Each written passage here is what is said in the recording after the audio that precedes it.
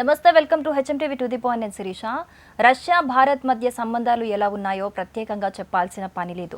ముడి చమురు ధరలు ఆకాశాన్ని అంటుతున్నప్పుడు, రష్యాపై అనేక ఆంక్షలు విధించినప్పుడు రెండు దేశాలు ఒకరికొకరు చాలా సహాయపడ్డాయి.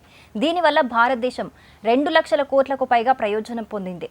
చౌక ముడి చమురు కారణంగా రష్యా నుండి భారతదేశం ప్రయోజనం పొందింది. అంటే భారతదేశం నుండి చమురు దిగుమతి బిల్లుల్లో 16% క్షీణతను చూసింది. గత ఆర్థిక సంవత్సరంలో 2023-24 ఆర్థిక సంవత్సరంలో దేశంలో ముడి చమురు దిగుమతి బిల్లు 16% తగ్గింది. అంతర్జాతీయ మార్కెట్లో చమురు ధరలు తగ్గుముఖం పట్టడమే ఇందుకు కారణం. అయితే ఈ కాలంలో విదేశీ సరఫరాదారులపై ఆధారపడటం కొత్త ఎత్తులకు చేరుకుంది. పెట్రోలియం మంత్రిత్వ శాఖలోని petroleum planning and analysis cell data ప్రకారం భారతదేశం 2023-24 ఆర్థిక సంవత్సరంలో అంటే ఏప్రిల్ 2023 నుంచి మార్చి 2024 వరకు 232.5 మిలియన్ టన్నుల ముడి చమురును దిగుమతి చేసుకుంది. ముడి చమురును ప్రాసెస్ చేసి పెట్రోల్, డీజిల్ తయారు చేస్తారు.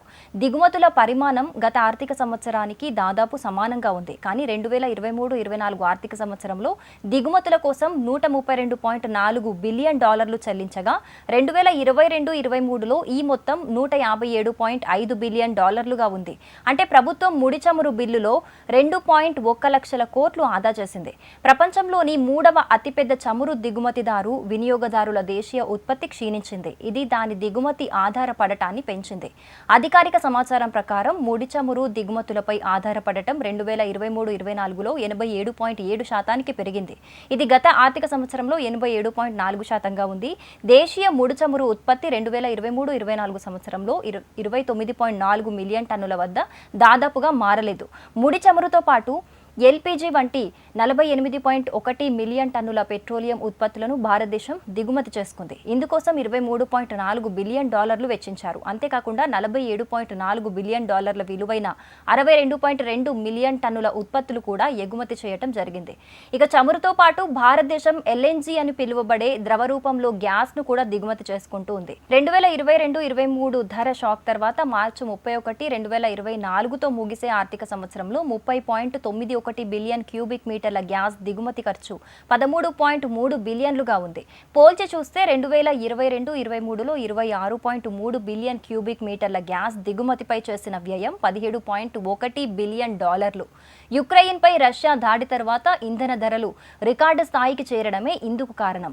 నికర చమురు గ్యాస్ దిగుమతి బిల్లు అంటే ముడి చమురు, పెట్రోలియం ఉత్పత్తులు, ఎల్ఎన్జీ దిగుమతి బిల్లును ఎగుమతుల నుండి తీసేస్తే 2023-24లో 121.6 బిలియన్ డాలర్లుగా ఉంది. ఇది అంతకుముందు ఆర్థిక సంవత్సరంలో 144.2 బిలియన్ డాలర్లు. దేశం మొత్తం దిగుమతులలో పెట్రోలియం దిగుమతులు 2022-23లో 28.2% నుండి 25.1%గా ఉన్నాయి. ఇక అదేవిధంగా పెట్రోలియం ఎగుమతులు దేశం మొత్తం ఎగుమతులలో 2023-24లో 12%కి తగ్గాయి. అయితే అంతకుముందు సంవత్సరంలో ఇది 14%.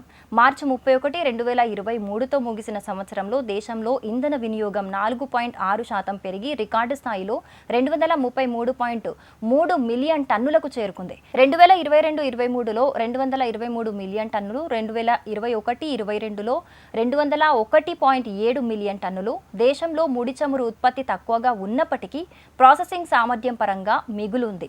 ఇది డీజిల్ వంటి పెట్రోలియం ఉత్పత్తులను ఎగుమతి చేయడానికి వీలు కల్పిస్తోంది. డేటా ప్రకారం 2022-24లో మొత్తం వినియోగం 23.33 కోట్ల టన్నులు కాగా పెట్రోలియం ఉత్పత్తుల ఉత్పత్తి 27.61 కోట్ల టన్నులు. For more interesting videos stay tuned to HMTV digital.